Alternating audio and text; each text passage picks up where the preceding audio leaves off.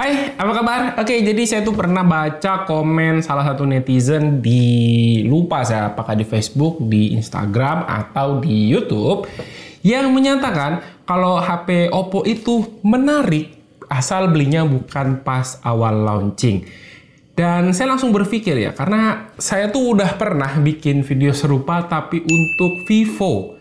Ya, karena memang secepat itu ya turun harga saat launching, lalu 1 bulan kemudian tuh udah turun jauh. Dan setelah baca komen tersebut, saya cari-cari HP Oppo apa yang udah turun harga lumayan tapi masih bagus.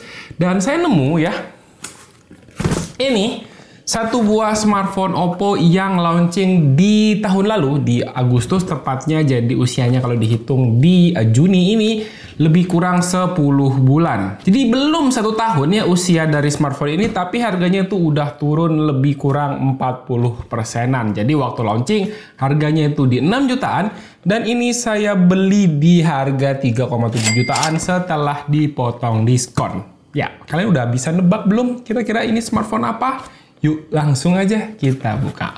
Let's go. Oke, langsung aja ya, ini kita buka. Tadi udah saya keluarin dari dusnya, berhubung ada label jadi langsung saya skip aja. Dan boom, ini dia smartphone yang saya beli. Nah, ini dia si Oppo Reno 10 5G. Ya, ini adalah satu smartphone yang harganya tuh menarik banget.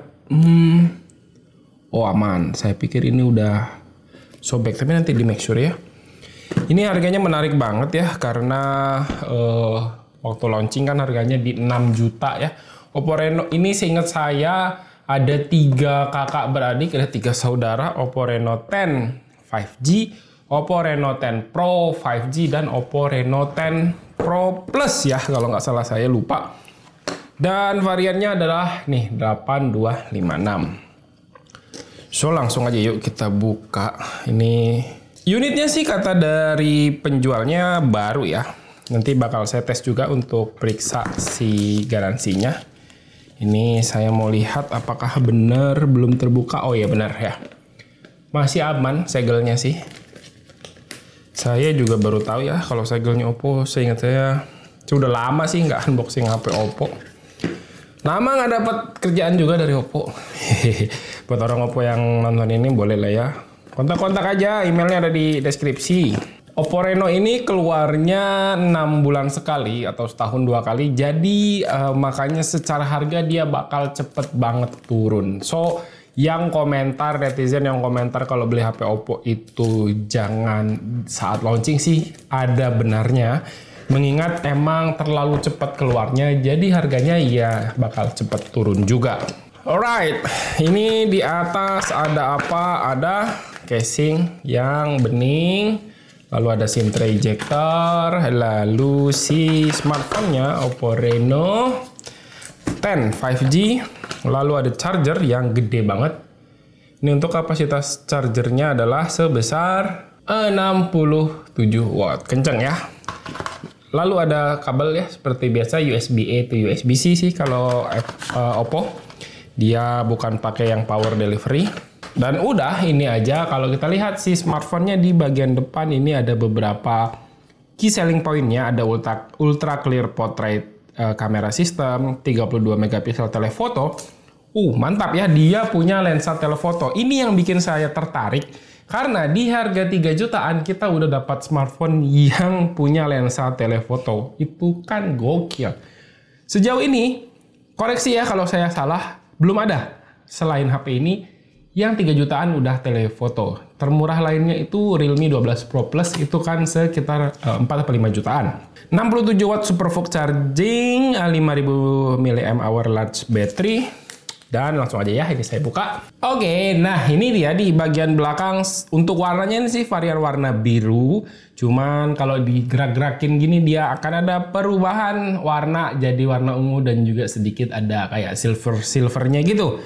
Terus untuk bagian bump kameranya kalian bisa lihat dia sangat tinggi ya, ini menandakan dia tuh ada lensa telephoto tadi. Karena kan kalau lensa telephoto ketika di zoom yang bergerak maju mundur itu adalah lensanya ya. Cakep banget ini, feel-nya berasa cukup mewah ya. Di bagian atas ini apakah speaker ya, karena kelihatan ada 2 lubang, lalu ada ear blaster, mikrofon. Di kiri tidak ada apa-apa, clean. Di bawah SIM tray, lalu ada USB-C dan juga speaker. Dan di bagian kanan volume up, volume down, dan juga tombol power. Buat yang penasaran sama SIM tray-nya, ini kita bakal lihat ya. Untuk konfigurasi SIM tray yang digunakan, dia menggunakan dual SIM dan bertipe hybrid ya. Jadi di belakang ini bisa digunakan untuk memory card tambahan atau juga menggunakan dual SIM. Jadi ini tinggal dipilih aja. Untuk kamera belakang dia itu ada 3 ya, ada konfigurasi 3 ya. Ada telefoto tadi sebesar 32 megapiksel, lalu ada kamera utama sebesar 64 megapiksel dan juga ada lensa ultrawide 8 megapiksel di kamera depan. Ada 1 ya, kamera selfie sebesar 32 megapiksel. Feel-nya ini berasa mewah ya. Karena emang smartphone zaman sekarang mid-range itu udah cukup berasa mewah. Ini juga berasa mewah, mantap. Dan ini bakal saya nyalain dan setting-setting terlebih dahulu sambil saya jalankan beberapa tes, nanti kita kembali lagi. Oke, ini udah selesai saya setting-setting dan seperti biasa saya bakal tes dulu untuk kemampuan fingerprint readernya. Dia fingerprint readernya under display. Kita coba ya, 1, 2, 3. Cepat dan akurat sekali lagi. 1, 2, 3. Oke ya, cepat dan akurat seperti yang kalian bisa lihat. Nah, kita bakal lihat ya. Di sini saya udah coba install beberapa aplikasi dan yang paling pertama ya yang saya notice ini sumpah banyak bener aplikasi ininya, bloatware-nya. Lihat ya, kalian perhatikan. Ini banyak banget dan otomatis ini tuh bakal makan banyak banget space di HP. Cuman untungnya ini masih bisa dihapus ya. Kalian tinggal uninstall aja kayak gini nih. Oke, di sini untuk sistem dia menggunakan ColorOS 13.1. Cuman kalian bisa lihat di sini ada update ya sebesar 5,3 GB ya. Harusnya ini adalah update ke Android 14 ya. Dan kalian bisa lihat di sini storage-nya kepake banyak banget, 40 GB ya. Dari 40 GB ini paling banyak itu di aplikasi 18 GB. Kalian bisa lihat ya, dahsyat banget aplikasinya. Sistemnya aja bahkan cuman 13 GB. Ini aplikasinya 18 GB, jadi emang bloatware-nya sangat banyak.